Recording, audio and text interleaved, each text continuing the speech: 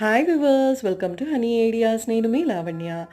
ఈరోజు నేను మా ఆయన సరదాగా శుభమస్తు షాపింగ్ మాల్కి వెళ్ళాము. అక్కడైతే పెళ్ళి అంటే ఇలా జరగాలి అని తెలియజేసే బుజ్జి బుజ్జి బొమ్మల కొలువు అయితే అక్కడ చూసాము. అయితే నేను మీతో షేర్ చేసుకోకుండా ఉండలేకపోతున్నాను. ఒకసారి మీరు కూడా చూసేయండి.